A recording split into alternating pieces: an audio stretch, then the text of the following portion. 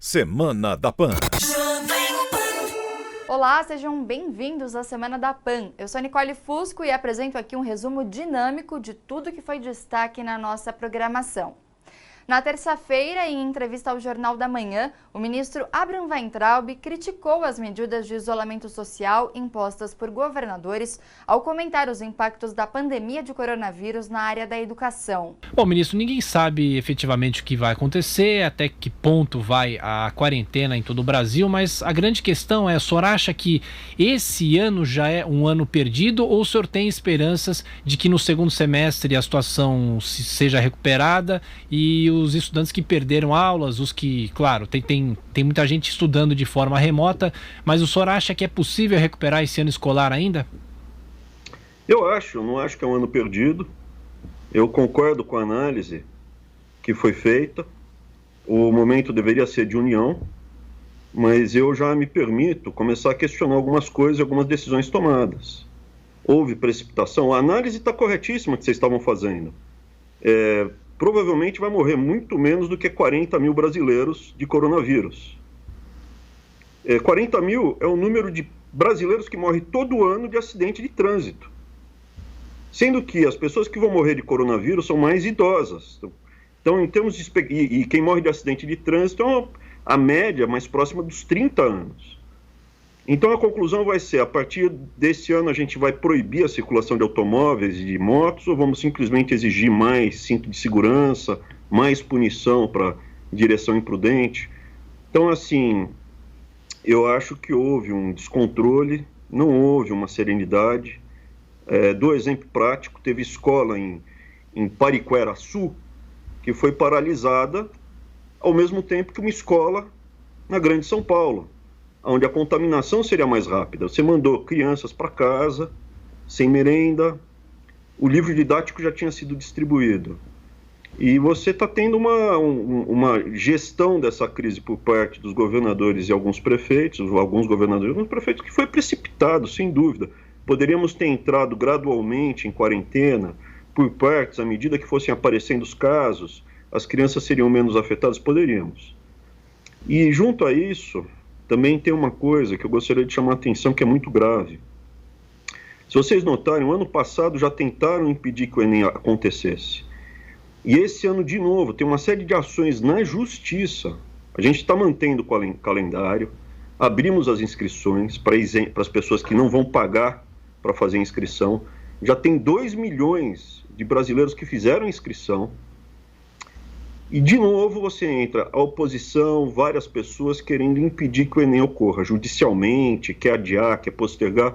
Por quê? Porque você quebra a expectativa das pessoas, você desmobiliza as pessoas, você tira a perspectiva.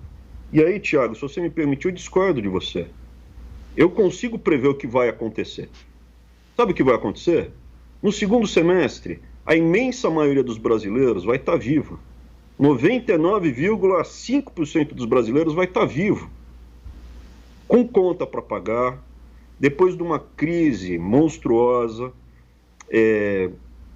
com perspectivas futuras, e o pessoal quer quebrar isso.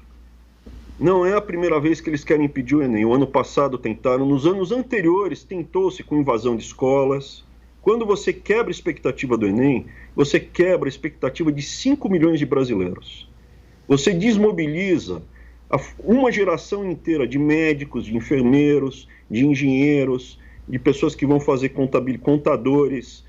E isso desestrutura a sociedade, que faz parte, obviamente, de interesses não só de um grupo específico da sociedade, mas de vários grupos. Hoje, cada vez mais eu me deparo com essa situação, né? A minha experiência aqui no governo tem sido como descascar uma cebola. Não que eu chore muito, mas são por camadas. E cada vez que você descasca uma camada, você descobre mais camadas e mais interesses e mais corporações e mais pessoas que recebem dinheiro desses grupos. É uma situação que eu me preocupo muito. Ministro, eu vou passar a palavra para os nossos comentaristas, cada um vai fazer uma pergunta para o senhor, mas infelizmente nosso tempo está esgotado, a gente encerra o jornal às 10 horas da manhã. Eu passo primeiro a palavra para o Rodrigo Constantino, que está nos Estados Unidos. Constantino. Bom dia, ministro. Aqui nos Estados Unidos, a escola pública que minha filha frequenta, por exemplo, ofereceu computadores usados grátis para pais que têm uma realidade financeira diferente, né, abaixo da média. A gente sabe que a realidade do Brasil não é essa. É inviável você fazer algo dessa natureza no Brasil. Então, essa história de estudo online é uma realidade para poucos. A pergunta que eu lhe faço é a seguinte: falta sensibilidade dessa turma que fica fazendo diário de quarentena em rede social? Falta sensibilidade para entender a realidade do povo brasileiro? Olha, Constantino, não é que falta sensibilidade, falta escrúpulo. Porque não se trata de perder o ano. A criança está passando fome em casa. Eu fico revoltado porque uma parte das crianças que vai para a escola, filho de realmente as famílias mais pobres, vão para a escola para comer a merenda. A segunda coisa, tem filho de classe média que agora está passando fome também, porque os pais... O filho de um marceneiro está passando fome, o filho do mecânico está passando fome. O que aconteceu no Brasil foi um crime, do jeito que eles fizeram essa quarentena sem planejamento, de uma forma atabalhoada. E eu não sou jurista, mas eu acho que isso daí serve de alerta para todos nós, cidadãos, e também para repensar quem está no topo da sociedade. Essas pessoas que falam do quarentene-se, né, com vinho de R$200, comendo queijo e dando risada dos outros, eu considero repugnante a atitude, mas eu considero repugnante também a atitude das pessoas que dão dinheiro para essas pessoas falarem bem da agenda deles. Porque tem muita gente que recebe, hoje em dia eu te afirmo isso, muita gente recebe dinheiro de grupos organizados para defender uma agenda totalmente contrária aos interesses da nação brasileira. Agora, Augusto Nunes perguntando para o ministro da Educação. Augusto. Ministro, vários ouvintes e espectadores insistem em perguntar se o senhor tem em mente alguma data para o reinício do ano escolar. Augusto, pergunta muito interessante, muito importante. O que eu gostaria? A gente flexibilizou, não tem mais a necessidade de 200 dias. Vamos fazer por horas. E aí, o que eu pediria... A gente já tem um mapa aqui, os secretários estaduais já sabem que a gente tem um mapa do Brasil inteiro, aqui no MEC, acompanhando os casos da doença, por município, por região. Retoma onde não tem caso, casos pequenos. Eu dei o exemplo de Pariquera-Açu, mas pode ser Barretos, pode ser Sorocaba, pode ser cidades menores, aonde você não tem tanta concentração de casos de coronavírus, traz as crianças de volta. A gente já estamos vendo que a cloroquina, a hidroxicloroquina, junto com a azitromicina, diminui muito a gravidade dos casos. Então, assim, é um pecado que aconteceu.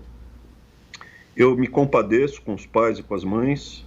As escolas são dos prefeitos e dos governadores. Eu pediria para quem tiver os prefeitos e governadores, a sensibilidade, principalmente onde não tem casos, ou tiver poucos casos, já ir retomando as aulas. Não tem por que deixar tanto tempo parado as crianças. Eu vejo um absurdo. A creche, a merenda está à disposição nas escolas, o dinheiro foi liberado, a gente liberou R$500 milhões para reforçar, isso logo no começo da crise, já tem 1 mês e meio que a gente liberou, reforçar a compra de produtos de higiene para transformar o ambiente o mais esterilizado possível para evitar contaminação, água sanitária, gel, papel toalha, e sabonete. Então, assim, eu gostaria que as crianças voltassem, principalmente nas cidades menores. A gente vai discutir nas cidades grandes, num trem em São Paulo, aumenta a contaminação? Aumenta. Num ônibus? Aumenta. Agora, cidades pequenas, que onde a gente possa retomar, eu acho que é um pecado que está sendo feito. E do Enem, não tem por que não ter o Enem esse ano. Você tem todas as condições de fazer. Ah, mas não vai ser o ideal. Então é melhor todo mundo perder um ano da sua vida, a gente deixar uma estrutura parada e perder uma geração inteira de profissionais. É uma concorrência, a gente vai selecionar as pessoas mais preparadas. E aí eles argumentam que não é justo, porque os mais pobres não têm internet, mas nunca foi 100% justo. O objetivo do Enem é selecionar as pessoas mais qualificadas e mais inteligentes, e eventualmente, sim, dinheiro influencia, mas na seleção das pessoas para entrar na faculdade. É uma argumentação para todo mundo perder o ano, desmobilizar a sociedade e gerar essa grande catástrofe que está sendo. Ministro da Educação, Abraham Weintraub, mais uma vez, obrigado por atender a Jovem Pan. Vamos voltar a nos falar mais vezes, torcendo para que essa situação se resolva o mais rápido possível. Bom trabalho, ministro. Eu que agradeço, fiquem com Deus. Na quarta-feira, o Supremo Tribunal Federal garantiu a autonomia dos estados e municípios no combate à Covid-19. Em sessão histórica por videoconferência, o Supremo Tribunal Federal decidiu por unanimidade que, além do governo federal, os estados e municípios têm poder para determinar regras que visam conter a disseminação do coronavírus no Brasil. Entre elas, medidas de isolamento, quarentena e restrição de transporte e trânsito em rodovias. Antes de abrir a sessão, o presidente da Corte, Dias Toffoli, defendeu o isolamento social como forma de conter a pandemia da Covid-19. Desde o dia 12 de março, quando editamos a primeira resolução a respeito da necessidade de isolamento ou de distanciamento social, e não há nenhum registro de nenhum colaborador, de nenhum terceirizado, de nenhum servidor, de nenhum juiz auxiliar, de nenhum colega que tenha contraído a Covid-19 no Supremo Tribunal Federal. Os ministros julgaram uma ação do PDT contra a medida provisória editada pelo presidente Jair Bolsonaro com o objetivo de concentrar no Executivo o poder sobre os temas. Em março, o ministro Marco Aurélio Mello, relator do caso, concedeu liminar para reforçar que tanto a União como estados e municípios têm competência para legislar sobre medidas de saúde. Nesta quarta-feira, o ministro disse que a MP foi editada para combater os efeitos da pandemia, mas faltou entendimento. Não se pode ver transgressão a preceito da Constituição Federal. As providências não afastam atos a serem praticados por estados, Distrito Federal e municípios.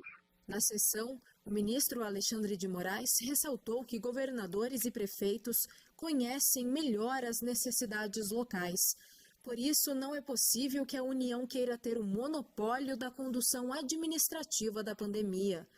O ministro Edson Fachin também defendeu que estados e municípios podem, inclusive, estabelecer quais são as atividades essenciais, aquelas que não sofrem restrições de funcionamento durante a crise. Por sua vez, o ministro Gilmar Mendes afirmou que o ideal seria o governo federal criar um comitê com estados e municípios para gerenciar a crise. O presidente da República dispõe de poderes, inclusive, para exonerar o seu ministro da Saúde. Mas ele não dispõe do poder para, eventualmente, exercer uma política pública de caráter genocida.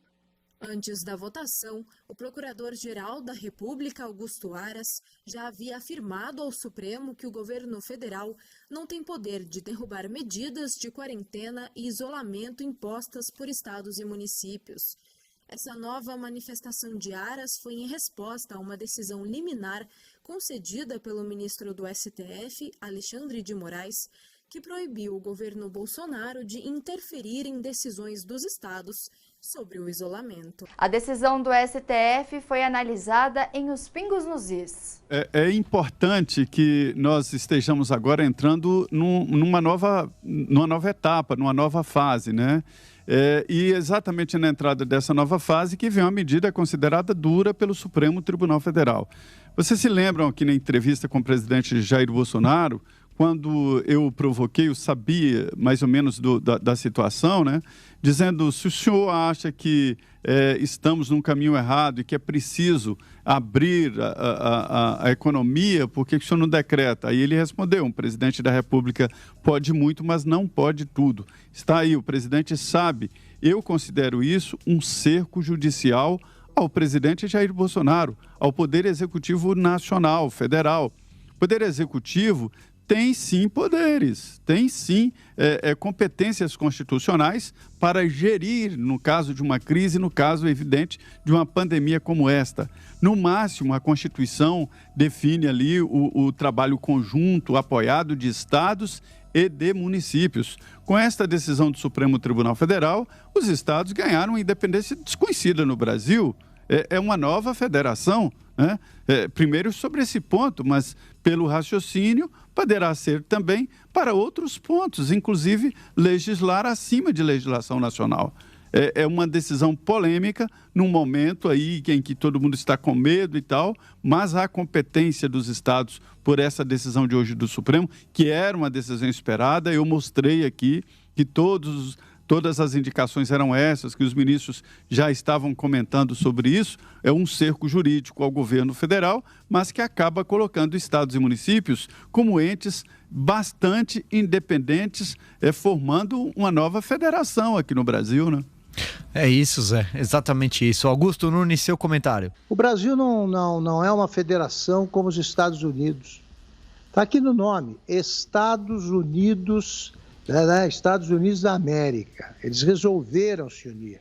Quem conhece a história americana sabe que eles passaram por uma guerra civil, né, para que a União tivesse o poder de deliberar sobre determinados assuntos que esses sim eram nacionais, mas chegaram a uma guerra civil. Hoje você tem as constituições estaduais que mostram um grau de liberdade tipicamente americano que não vigora aqui. Aqui não, os governadores, eles atendem a determinações em casos, sobretudo em casos aí que ameaçam segurança nacional, esse é um.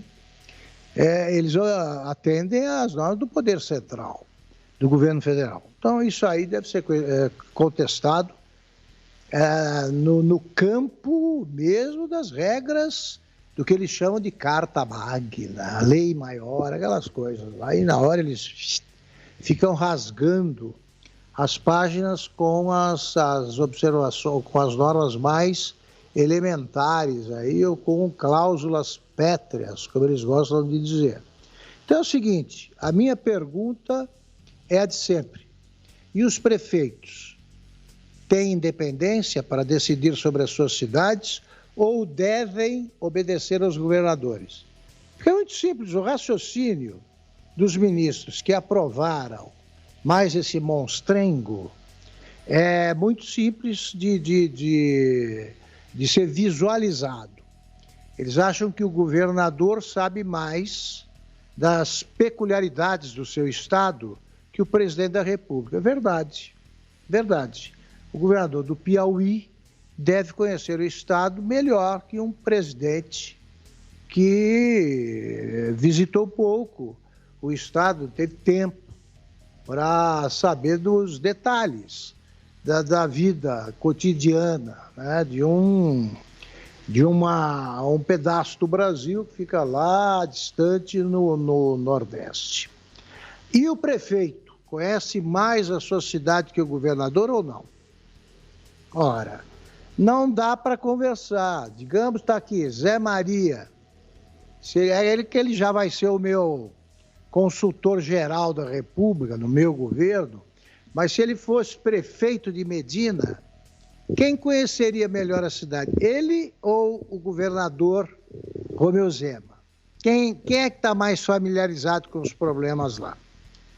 Se o Zé Maria, prefeito, dissesse, olha, acho que dá para abrir, sim, gradualmente o comércio, tomando todos os cuidados, adotando todas as cautelas necessárias para que a cidade não seja ameaçada. Se ele tomar essa decisão, quem é o governador para provar o contrário?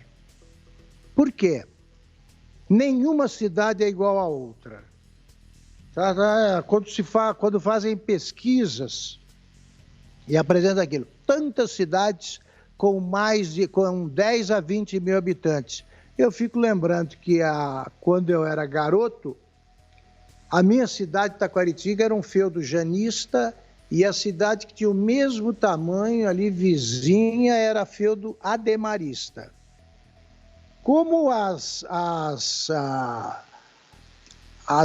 amostragem de uma pesquisa, ela escolhe 3, 4 cidades desse tamanho para ver qual será o resultado em São Paulo, ela corre o risco, eles dizem que se informam antes, se informam nada. Ninguém sabe dessas peculiaridades além dos próprios habitantes. Se ela escolher uma cidade, o resultado é outro da pesquisa. Depende de qual escolher. Isso acontece até hoje.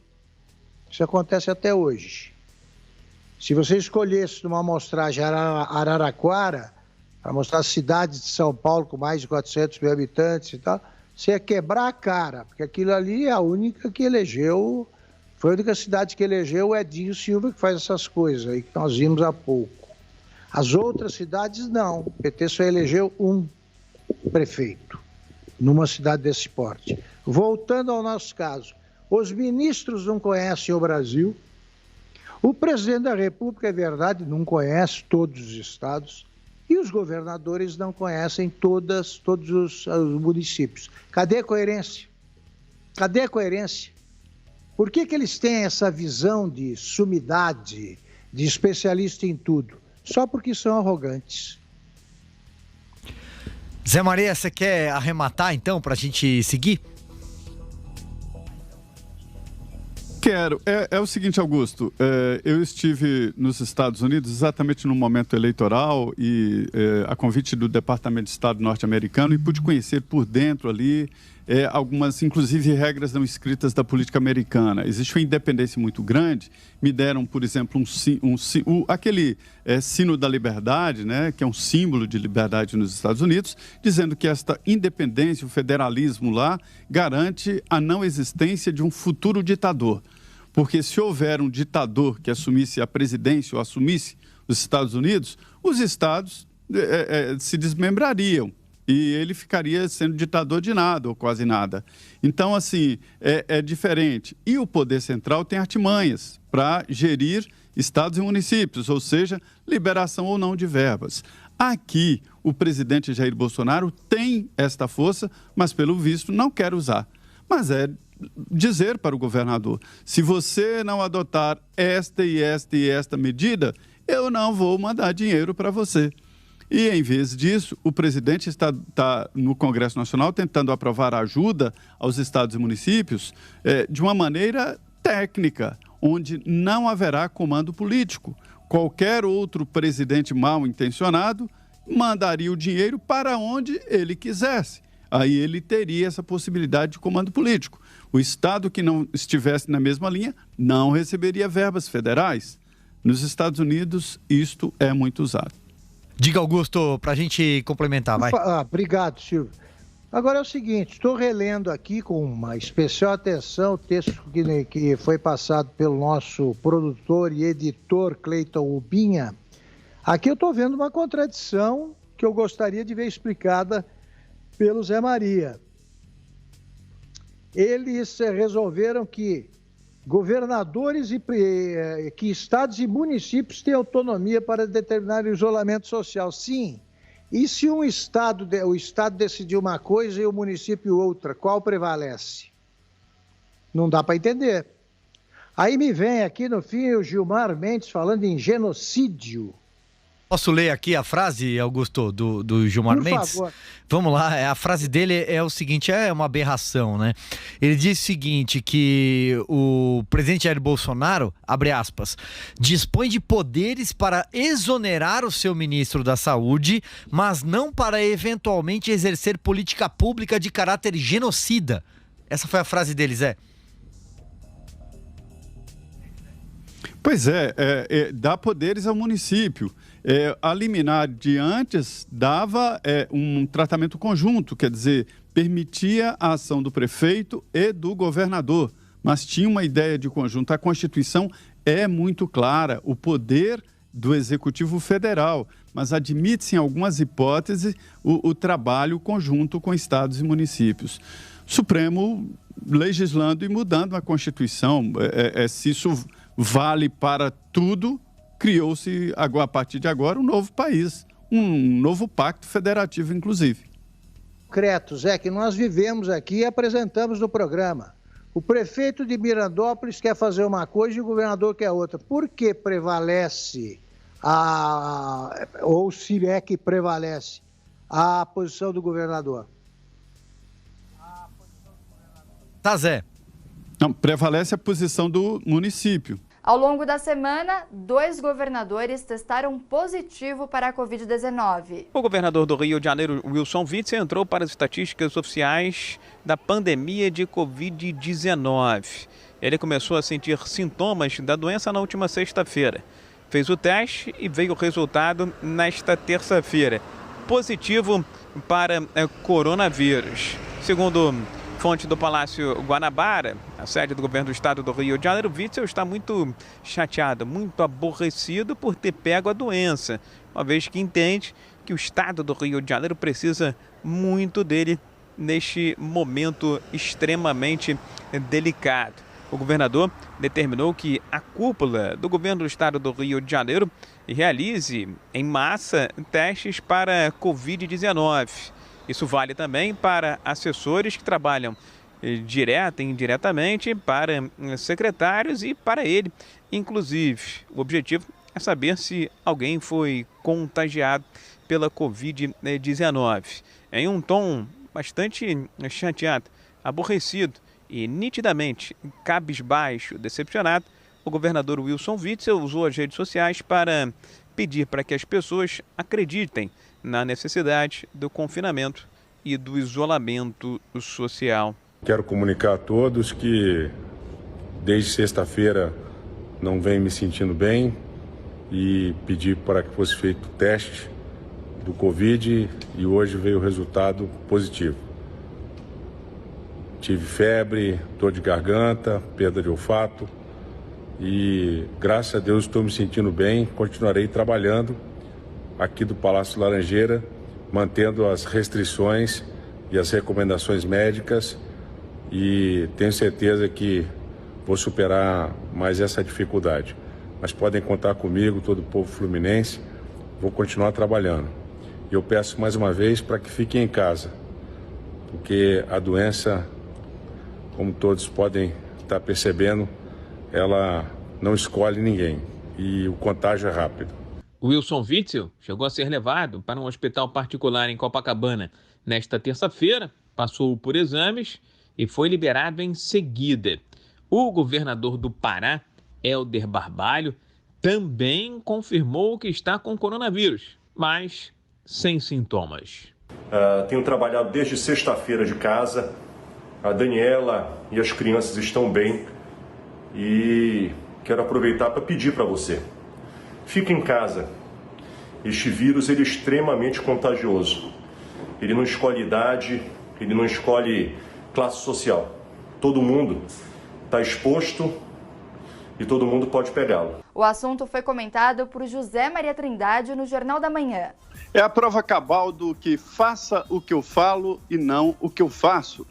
O distanciamento social aí, pregado pelos governadores, pode não estar funcionando ou os governadores desobedeceram as próprias regras do distanciamento social. Eles têm que explicar por que contraíram o coronavírus, né? Se tudo deu certo de acordo com como eles recomendaram. Pararam os estados. O estado do Pará e o do Rio de Janeiro estão paralisados, sim, mas os governadores contraíram o vírus, né? Na quinta-feira, o presidente Jair Bolsonaro demitiu Luiz Henrique Mandetta e anunciou Nelson Teich como novo ministro da Saúde. Olha, o presidente Jair Bolsonaro formalizou ontem a demissão do ministro da Saúde, Luiz Henrique Mandetta, o que foi classificado por ele, inclusive, como um divórcio consensual. Para o lugar de Mandetta, vai assumir o cargo o oncologista Nelson Teich, que já começou a tomar pé da situação. Ele vai conversar com a equipe técnica lá do Ministério, que ainda está um tanto quanto abalada com a substituição de Mandetta, que já se comprometeu a ajudar agora durante essa fase de transição. Os principais assessores do ministro também garantiram que só vão deixar os cargos depois de passado esse período inicial em que o novo ministro vai precisar conhecer como é que funciona a estrutura do ministério e também como funciona o próprio SUS, o Sistema Único de Saúde. O presidente Bolsonaro voltou a defender que é preciso pensar na vida sim, mas também no emprego das pessoas. Sempre falamos em vida e emprego. Nunca emprego e economia de forma isolada, nunca. Desde o começo, eu busquei levar uma mensagem de tranquilidade. O clima quase de terror se instalou no meio da sociedade. Ainda de acordo com o presidente, nesse momento é preciso ter uma abordagem mais ampla. É preciso ir além de somente recomendar que as pessoas fiquem em casa, o que, segundo ele, não foi feito por Luiz Henrique Mandetta. Junto com o vírus veio uma verdadeira máquina de moer empregos. As pessoas mais humildes começaram a sentir primeiro o problema. Estas não podem ficar em casa por muito tempo. Então não é aquilo que a gente gostaria de fazer, é aquilo que pode ser feito. O ministro que entra, Nelson Teich, se mostrou bem alinhado ao discurso aqui do Palácio do Planalto, com afirmações que agradaram em cheio ao presidente Bolsonaro. Quando você se preocupa em levar saúde e bem-estar para a sociedade, você trabalha o cuidado em saúde, mas você tem que trabalhar várias outras coisas, dentre elas a estabilidade, a parte econômica e educação, por exemplo. Nelson Teich alerta, no entanto, que para avançar na flexibilização das medidas será necessário testar a população em larga escala, que só dessa forma será possível saber com certeza em que ponto da pandemia o país está. Ele só não explicou de onde virão esses testes. A estratégia de hoje, só testar os pacientes graves, foi definida exatamente por conta da dificuldade em se adquirir o produto. A equipe atual lá da saúde tinha anunciado, inclusive, que a ideia era iniciar os testes para saber quem já tem imunidade, para possibilitar a tal volta à normalidade.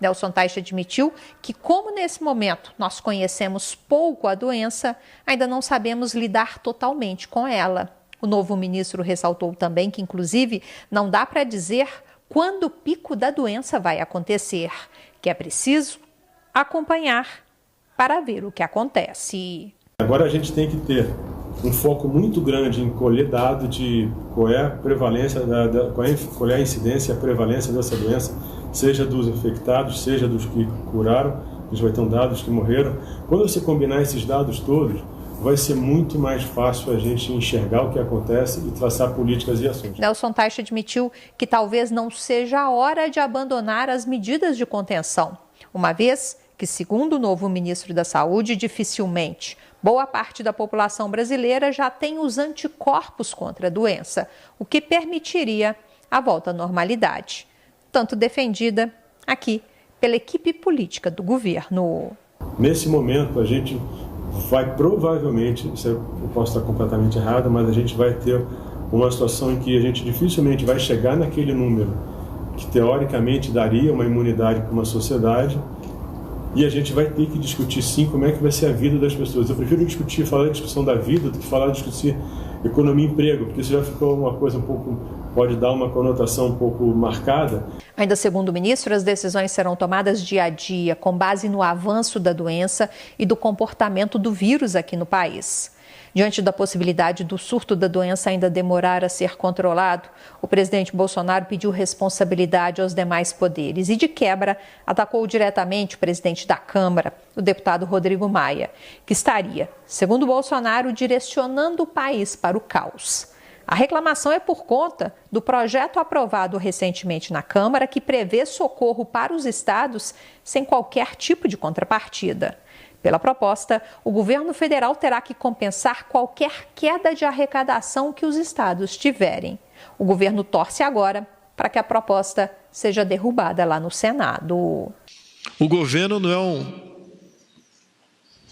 uma fonte de socorro eterna. Em nenhum momento eu fui consultado sobre medidas adotadas por grande parte dos governadores e prefeitos. Tenho certeza que eles sabiam o que estavam fazendo. O preço vai ser alto. O presidente aproveitou também para criticar as ameaças de alguns estados de tomarem medidas mais duras contra as pessoas que desrespeitarem as medidas de isolamento. Ele garantiu que jamais vai retirar o direito constitucional de ir e vir. Segundo Bolsonaro, o remédio não pode ter o efeito colateral mais danoso que a própria doença. A troca no Ministério da Saúde foi comentada no programa 3 em 1. Assim como Mandetta fez questão de dizer que foi demitido, o presidente Bolsonaro lá fez questão de dizer que foi uma decisão, digamos, consensual, para não ficar, evidentemente, com o ônus da demissão de um ministro tão popular quanto o ex-ministro Mandetta, né? O presidente também sinalizou que entrou num acordo aí sobre o isolamento com o novo ministro, o oncologista Nelson Teich, cujo nome a gente já havia adiantado aqui ontem como uma das possibilidades em estudo na mesa do presidente. Então, aparentemente, os dois entraram num acordo, porque, pelo que o Dr. Nelson Teich já havia dito e escrito, ele se apresentava como mais um médico contrário à ideia do isolamento vertical, que é defendida pelo presidente, ou pelo menos era. E ele também dizia que ele era a favor de um isolamento inteligente ou estratégico, defendeu, entre outras coisas, o monitoramento por celulares e defendeu também a testagem intensiva.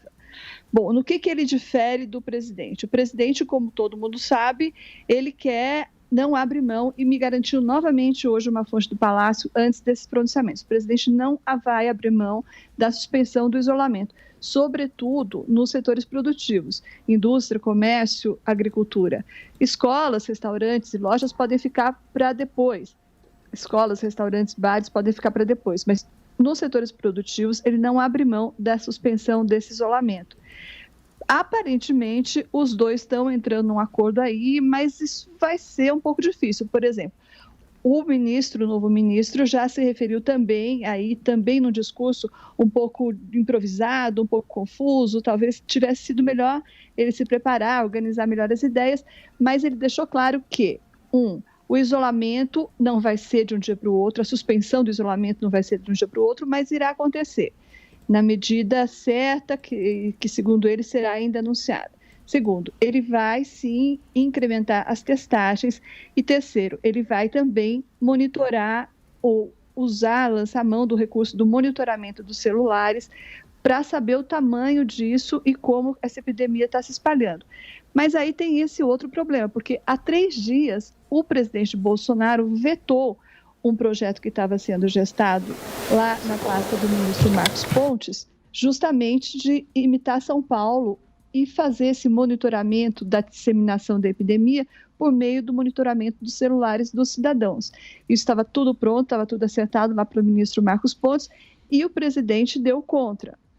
Agora, o novo ministro está dizendo que vai usar isso. Bom, então está um pouco complicado aí, mas se o ministro aceitou, é porque ele deve ter já aparado as diferenças com o presidente. Vamos ver se isso mesmo aconteceu e se, ao demitir o ministro Mandetta e escolher o novo ministro Nelson Teich, o presidente não contratou um problema igualzinho, né? Bom, e agora sim, já com a gente, nosso Rodrigo Constantino. Constantino, terminaram as especulações, agora sim, tudo às claras. Luiz Henrique Mandetta foi demitido. Nelson Teich é o novo ministro da Saúde. Boa tarde, Constantino. Boa tarde, Vitor. Boa tarde, Thaís, Josia, audiência. Pois é, né? Acabou a novela. A minha leitura disso aqui não é motivo para muito barulho, no big deal, né? O Mandetta cavou a demissão com aquela entrevista no Fantástico, já vinha com atritos aparentemente insolúveis com o presidente Bolsonaro. O próprio Josias cobrava bastante do presidente a demissão, parece que tem muita dificuldade em elogiar, né? Troca 6 por meia dúzia, mas era o que precisava fazer, demitir. Demitiu o divórcio que chegou ao fim de comum acordo, como disse o presidente. E a minha leitura é a seguinte: o Mandetta se mostrou um quadro bastante político e não técnico nessa crise da pandemia. Eu preciso tirar o meu chapéu e reconhecer o acerto do nosso ex-colega de bancada aqui, o Carlos Andreasa, também do antagonista. Ambos tinham apontado no começo, quando ele foi escolhido, que era uma má escolha e uma escolha política, e eu hoje entendo e dou razão, né? Muitos estão falando de inveja, de vaidade do Bolsonaro, porque o Mandetta está popular. Isso, para mim, não faz nenhum sentido. O Moro sempre foi mais popular que o Bolsonaro e continua lá. O Paulo Guedes está lá. tem um quadro técnico no Ministério muito grande e reconhecido por vários, inclusive pelo Mandetta, e todos eles continuam lá. O Mandetta era justamente um quadro não tão técnico assim. Como disse também o Leandro Narlock, colega jornalista, eu vivi para ver a esquerda condenar a demissão, a queda de um ministro do DEM. Né? Então, você vê como está tudo politizado. Se o Sérgio Moro, de fato, brigasse com o presidente amanhã e caísse, não só ele ia ser convidado automaticamente para novas entrevistas em certas mídias, como eu acho que entregavam até o Lula para a prisão, para voltar à prisão, para ficar de bem com o Moro, só para poder atacar o Bolsonaro. Parece que a única diretriz é: se ataca o Bolsonaro, é meu amigo. É aquela velha máxima: se é inimigo do meu inimigo, é meu amigo, né? A verdade é que o Mandetta não era uma unanimidade nem de perto no meio médico, né? Hoje, eu publiquei, inclusive, um artigo com base numa fonte que é um médico muitíssimo respeitado no país, e ele me abriu várias informações e disse que tem o apoio de vários pares, só pediu o anonimato, para externar exatamente essa visão de que o Mandetta estava politizando demais a crise toda e a pasta toda da saúde. O Tais, que acabou de ser nomeado e fez um discurso muito bom, né, muito direto, sem falar da infância, sem fazer palanque da pandemia, muito bem visto também pela comunidade médica. Inclusive, a associação, a AMB dos médicos brasileiros já se pronunciou, né, dizendo que respeita muito a escolha. Então, nós temos que torcer, né? Nós temos que torcer para que haja, de fato, essa busca por um equilíbrio entre a questão econômica e a questão da saúde, que não são antagônicas, não há uma dicotomia de fato aqui, mas, sob o meu ponto de vista, o do presidente Bolsonaro e de tantos outros, isso vinha sendo negligenciado, né? E agora tem que tentar buscar um equilíbrio. Acho que a fala do presidente Bolsonaro foi nesse sentido, reforçar a importância da economia, não só da saúde, porque economia é vida, e também a importância de não aderirmos a essa histeria, a esse pânico que vem dominando muitas pessoas até aqui, e eu acho que, de fato, isso em nada ajuda, inclusive no combate ao coronavírus. Então, eu vejo realmente como é sempre arriscado você mexer num time no meio de uma crise, no meio de uma pandemia, né? Eu mesmo já usei a analogia também de que pode ser como trocar pneu com carro em movimento, mas um leitor me apontou a metáfora talvez melhor, né? Um time que está no meio de um jogo e troca um jogador que não necessariamente era o melhor em campo ou artilheiro. Ele virou um queridinho popular porque estava, de certa forma, atendendo a demanda de muitos que, em medo, em pânico, nesse estágio que estão vivendo, querem justamente alguém que, primeiro, fale de forma inteligível para o público, de forma que o público entenda. Segundo, que pareça, por meio de hiperatividade e trabalho incansável, que está protegendo a população. Mas há controvérsias. Na abertura, o Josias falou rapidamente aí sobre a troca no Ministério, mas agora sim, Josias, já com o pronunciamento do presidente Bolsonaro, a fala do novo ministro Nelson Tais, sua avaliação. A partir da manifestação, primeira manifestação improvisada do novo ministro da Saúde, o Nelson Tais, permanece, a meu juízo, a impressão de que o presidente trocou 6 por meia dúzia, trocou um Mandetta pelo outro. Evidentemente que, até por uma questão de DNA, ninguém é absolutamente igual ao outro. Mas o que disse há pouco, naquilo que é essencial, no cerne da questão, o que disse o substituto de Nelson Mandetta sobre o isolamento social. Não vai haver qualquer definição brusca. Foi o que disse o novo ministro da Saúde. Ou seja, ele pensa, e eu tive o cuidado de ler um artigo que ele escreveu, ele elogiou muito a formulação do governo Bolsonaro para lidar com a crise do coronavírus. O novo ministro Tais elogiou 2 pontos. Primeiro, o isolamento social horizontal e não vertical, como defendia o presidente da República, isolando apenas os idosos e liberando os mais jovens. Ele defendia exatamente como o ministro Mandetta está fazendo. O outro ponto que ele elogiava muito era o fato de que o ministro Paulo Guedes, da Economia, tinha tomado providências para socorrer empregos, socorrer os brasileiros mais vulneráveis e as empresas mais vulneráveis, para permitir que o isolamento se desse pelo período necessário e que lá na frente a economia sofresse menos. Então foram esses os dois pilares que o novo ministro Nelson Teich elogiou em artigo, publicamente. Não me parece que das declarações que ele fez agora, nenhuma delas modifica esse pensamento. Portanto, é exatamente o que o governo vinha fazendo. Mudanças podem ser muito úteis, mas é preciso que elas tenham lógica. Essa daqui não tem lógica, já foi feita. A boa notícia é que o presidente Bolsonaro não acomodou no Ministério da Justiça nenhum aloprado, colocou um médico muito respeitado. A deficiência do Dr. Teich, que é facilmente corrigível, é o fato de que ele não tem nenhuma experiência na administração pública.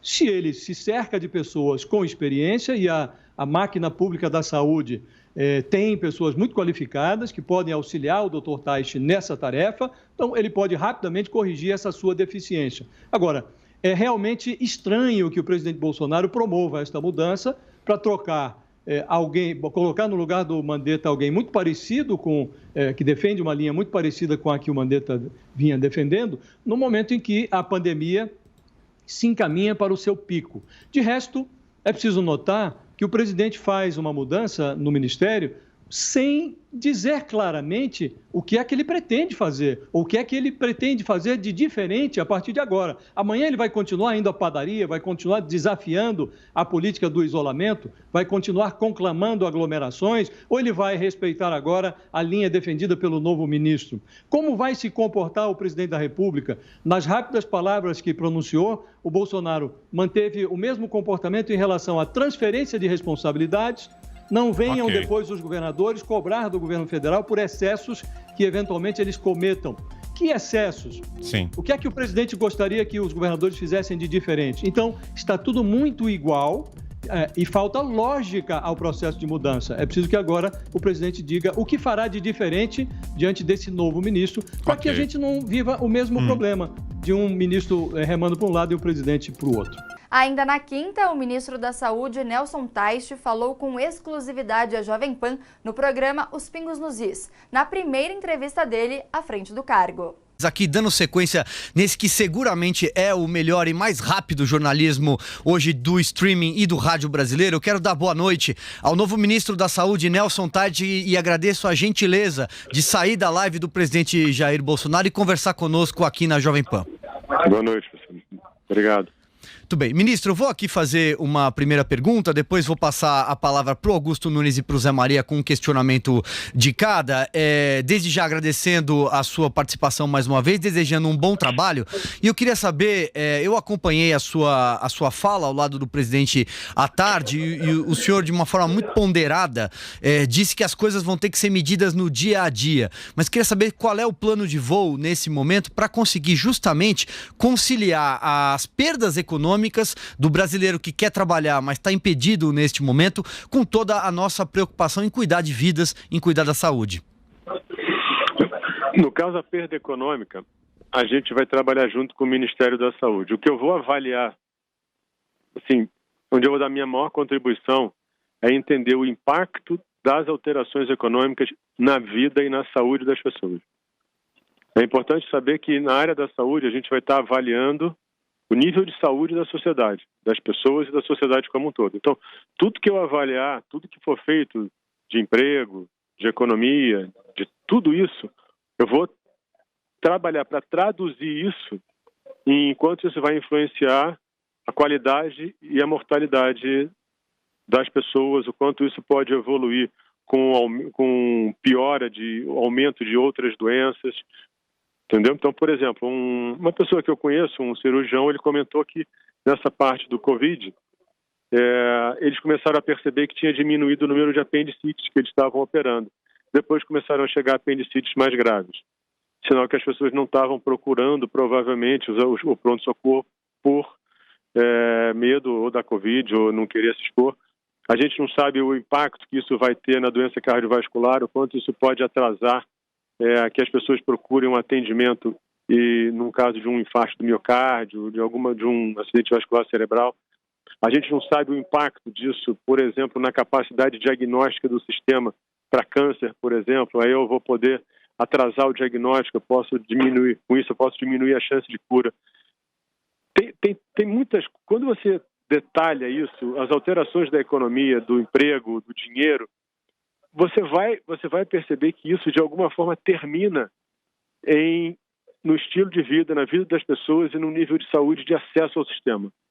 E a minha parte nisso, trabalhando junto com o Ministério da Economia, com outros ministérios que forem necessários, é entender isso aí para trazer uma informação adicional e equilibrar isso para que as decisões da economia levem muito em consideração o que está acontecendo hoje no dia a dia das pessoas, no tempo de vida, na qualidade de vida, no impacto no aparecimento, no diagnóstico e tratamento de outras doenças.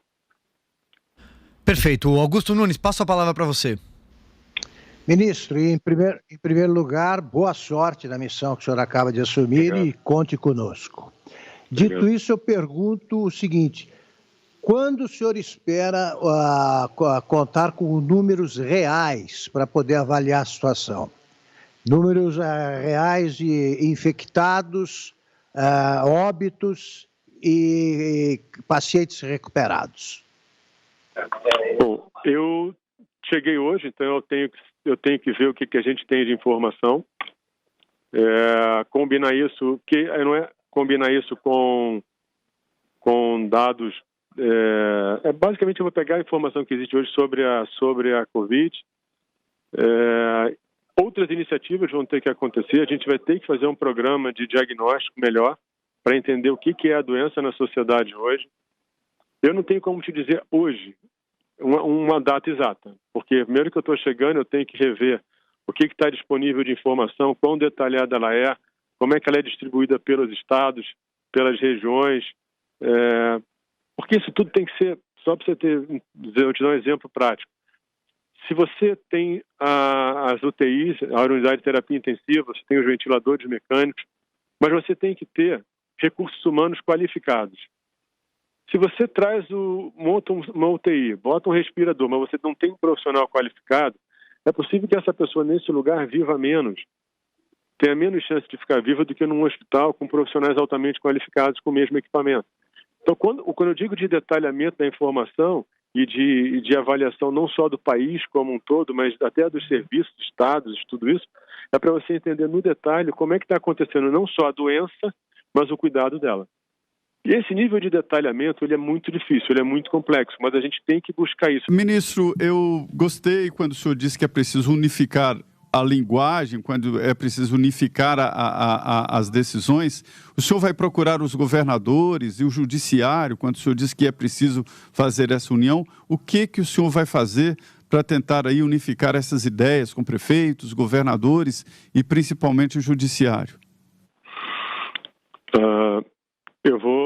É óbvio, não tem como a gente fazer um programa para um país sem você envolver os estados e os municípios. Então, qualquer coisa que se diga que vai ser feita para a sociedade, para o país, na saúde, você vai ter que ter um trabalho junto com essas pessoas. E o governo federal vai ajudar a desenhar, talvez, políticas, incentivos. Eu vou ter que ver exatamente como fazer isso, aí tem que ver a outra parte do judiciário que tem que trazer para que tudo funcione dentro de regras corretas. Mas qualquer projeto da saúde, ela é federal, estadual e municipal.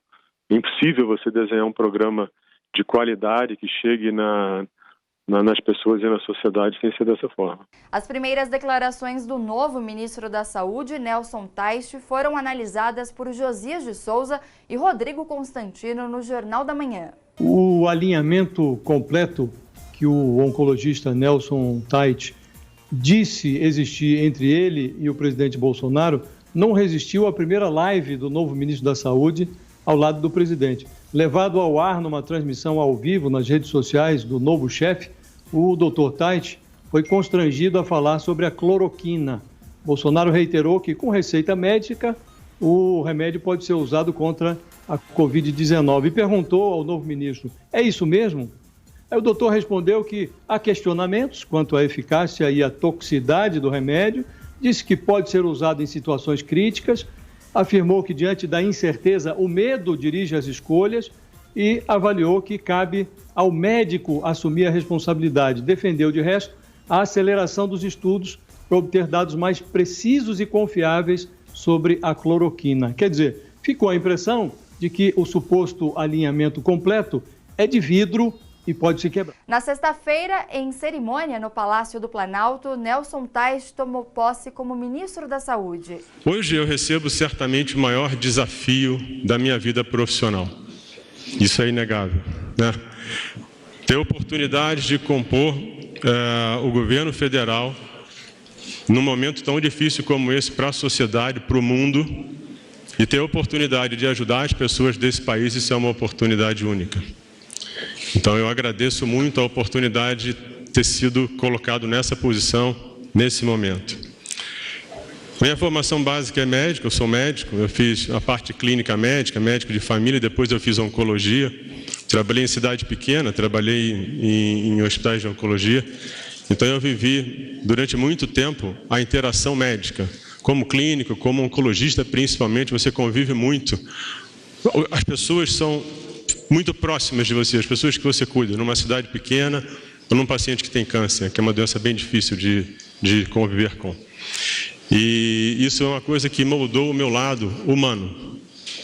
E hoje eu tenho o foco, eu tenho colocado isso, o foco que a gente tem aqui, em tudo que a gente vai fazer, é nas pessoas. Por mais que você fale em saúde, por mais que você fale em economia, não importa o que você fala, o final é sempre gente. E é isso que a gente vem fazer aqui, trazer uma vida melhor para a sociedade e para as pessoas do Brasil, né?